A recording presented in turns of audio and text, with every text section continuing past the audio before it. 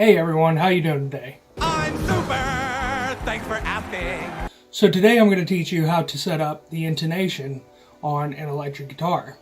Now this is very important for any guitar player to know, especially when you're just starting out learning how to play guitar and you need to make sure that you're producing the correct notes. Now a lot of guitars are different, but most of what I'm teaching you today will be able to be applied to a wide variety of guitars. So let's get started. So a very important thing about what we're doing today is you need to have a very accurate tuner. I have a Peterson strobe tuner. I recommend strobe tuners for this kind of work because they tend to be more accurate than other types of tuners. So the first thing you do when you're checking your intonation is to make sure your guitar is as close to in tune as humanly possible. Because you don't want it to be sharp or flat to start out with, because it definitely will be whenever you're checking your intonation. There we go. I think that's about as close as I'm going to get that. So once you get done tuning your guitar, you're going to check over a few things to see if you even need to touch the intonation on your guitar.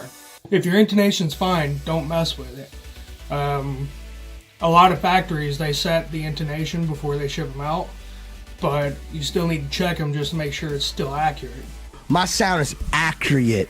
A lot of cheaper guitar manufacturers, they don't do any setups. They just kind of get it close, and that's about it. So on cheaper guitars, you're definitely going to want to check the intonation. So the first thing you're going to check is the straightness of the neck.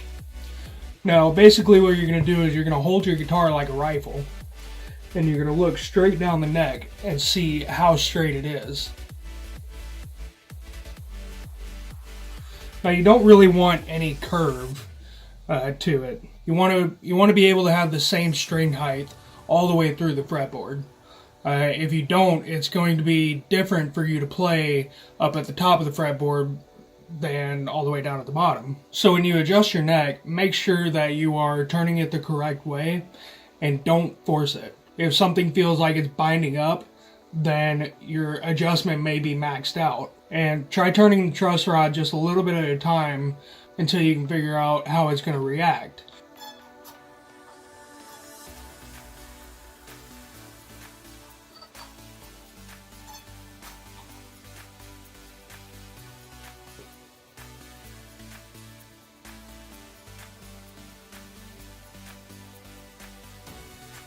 So once you have it closer, tune your guitar again.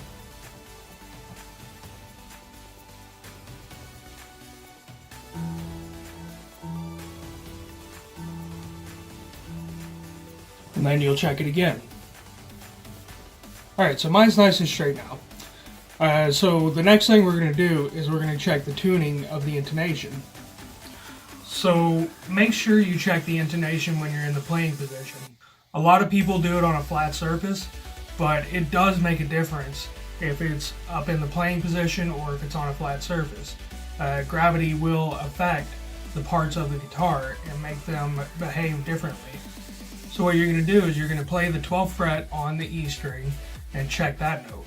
Now during this, it is really important that you don't press too hard on the string because that will make a huge difference. So definitely make sure that you're only pressing as hard as you need to get the note to ring out.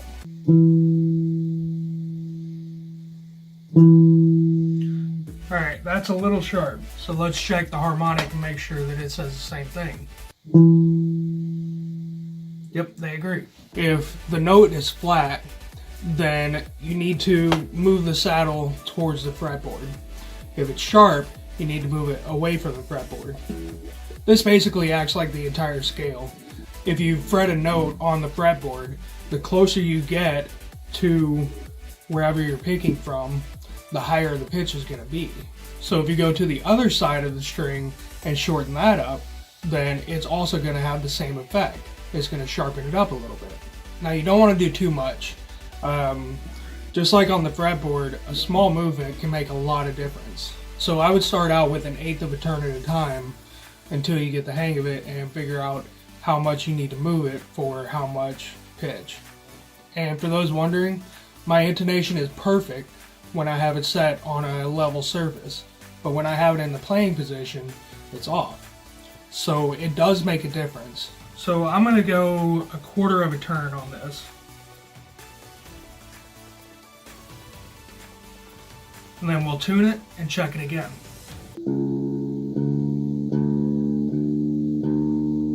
Alright, that's about as close as I can get that. So let's check it again. Alright, they say it's still just a little bit sharp. So I'm going to dial in another 1/8 of a turn. See what that does.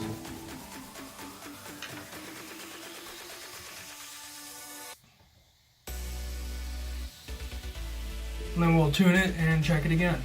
I know, exciting, right?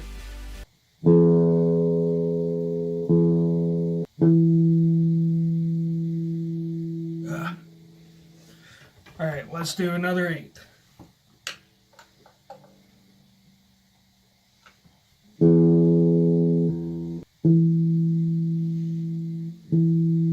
And there it is.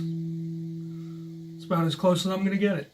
And the rest of the strings do exactly the same way. There's literally no difference between them. If you run out of space to adjust, then I would probably take your guitar to a luthier and have them fix it. So that was how to intonate your guitar. It's really not as complicated as people think it is. I've seen so many videos out there where they use these, high precision tools to, measure your string action and to measure the flatness of the neck, and all that really isn't all that necessary.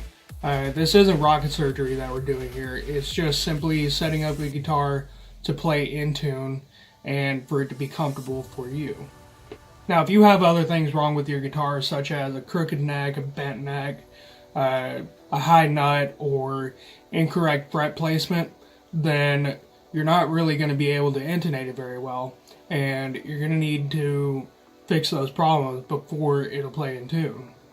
So that's about all there is to it, guys. The most complicated thing about all this is to remember which way to move the saddle.